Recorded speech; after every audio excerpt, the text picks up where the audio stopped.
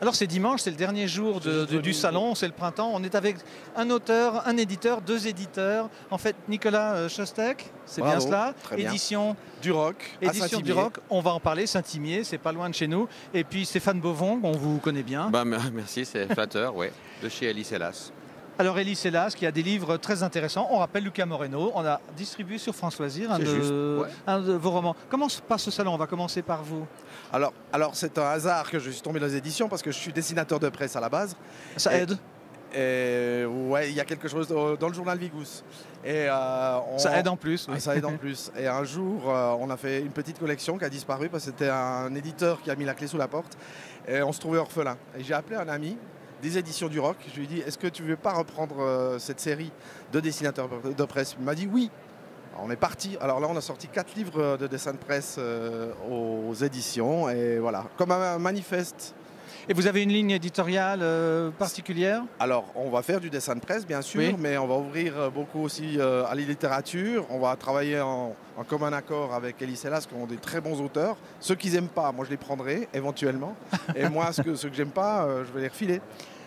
Stéphane Bovon, vous, Elie Selas, alors ce sont des livres différents, ce sont des livres d'auteurs. Donnez-nous quelques noms à part Luca Moreno, qu'on salue. Alors, tout récemment, on vient de sortir le dernier livre d'Alain Freudiger qui s'appelle Liquéfaction, et le dernier de Netonon Noël Njekeri, un écrivain assez fameux qui a fait des très beaux livres à Infolio à l'époque, qui vient de faire un livre chez nous qui s'appelle Au Petit Bonheur Labrousse, qui est un récit d'un petit Africain né à Genève et qui retourne dans son pays, le Tchad, où les choses ne se passent pas de manière idéale. Et donc, ces deux romans qu'on est évidemment fiers de présenter dans une nouvelle collection graphiquement extrêmement belle et soignée. Imprimée en Suisse? Imprimée en Europe. Tout près de la Suisse. Question suivante. On ne coupe pas au montage, Stéphane. Bulgarie, Road extérieur. Oui, mais il parle très bien français, peu d'accent. Des gens, mais c'est pour...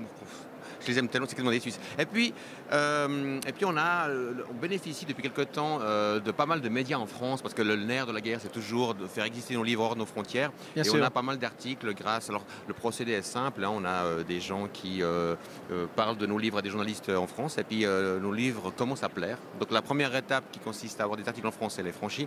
La deuxième étape, c'est la vente. Est-ce que les libraires français entendront les journalistes français?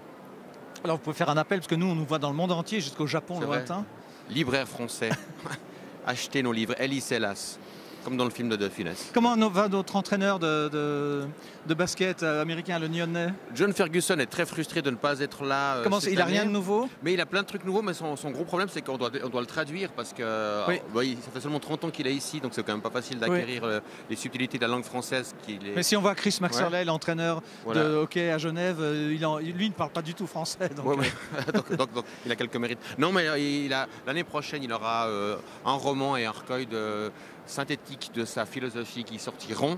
Mais cette année, c'est un peu une année sans John Ferguson. C'est vrai que c'est une perte. Ça manque quelque chose. Ça manque de panier à 3 points. Voilà, ça. Alors merci à tous les deux. Merci à vous et puis bon anniversaire, puisque votre Vigous fête ses 10 ans. Merci beaucoup. Merci.